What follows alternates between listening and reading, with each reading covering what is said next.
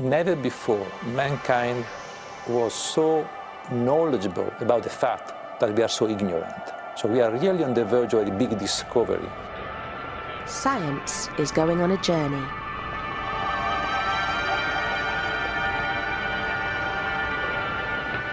We know 90% of the matter in the universe. We know it exists, but we cannot see it.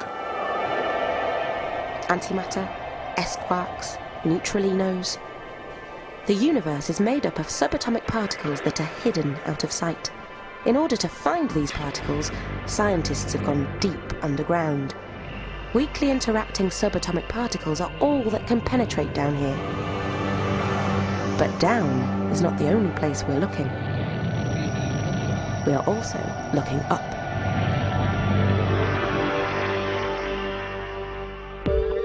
When we look through our telescopes and observe the way stars and galaxies move, we notice something puzzling.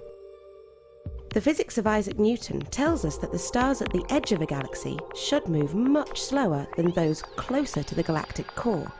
But observations show that these stars seem to be moving much too fast. Something else must be out there.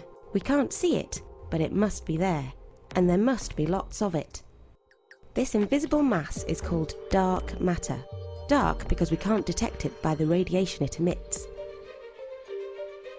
In order to detect dark matter and answer other fundamental questions about our universe, engineers and scientists from all over the world have come together to build this machine, the Alpha Magnetic Spectrometer. We have 16 countries, more than 600 physicists and from 60 institutes.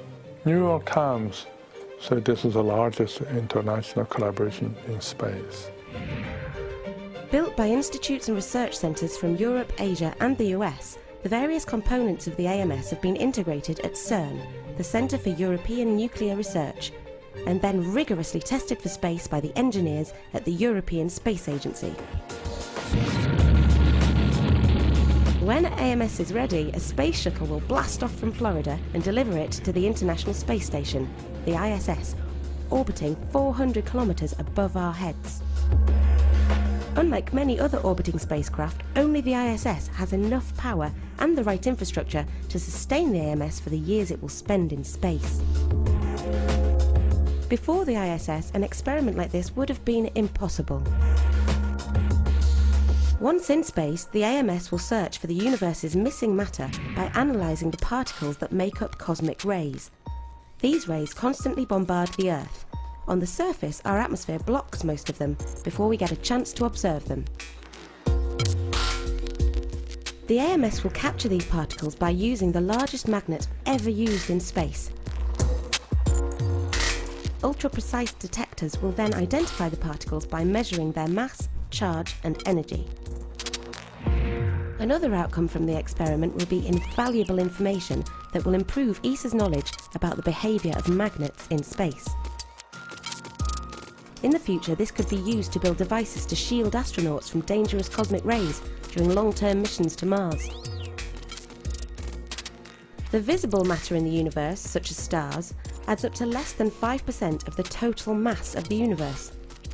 The other 95% is made of missing dark matter and energy.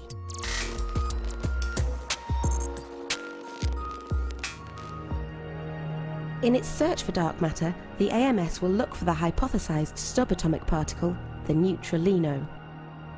If neutralinos collide with each other, they're expected to produce an excess of other particles. Nothing else in the universe would leave the same pattern of particles. If AMS detects such a footprint, it will be a good indication that neutralinos do exist, and that dark matter is a sea of them, bathing every galaxy in invisible mass. But dark matter is not the only odd matter the AMS is hoping to detect. It may also detect antimatter, which is even weirder. The father of antimatter was the remarkable English physicist Paul Dirac. His equations predicted something entirely new to science: antiparticles. An antiparticle is a mirror image of a normal particle, except that it has an opposite electric charge. Dirac's work was just theory, but in 1932, Carl Anderson actually detected an anti-electron, the positron. These discoveries won both Anderson and Dirac the Nobel Prize. We think that when the universe was born in the Big Bang, just as much antimatter was created as normal matter. But where is all this antimatter now? The AMS will search for antihelium. Antihelium is almost never created in accidental nuclear collisions in space. If AMS finds antihelium, it will be our strongest indication yet that there might be antimatter worlds in our universe. The AMS will also be looking for an extraordinary form of matter called strangelets. In the 1960s, another great scientific pioneer, Murray Gell-Mann, hypothesized the existence of quarks as one of the fundamental building blocks of matter.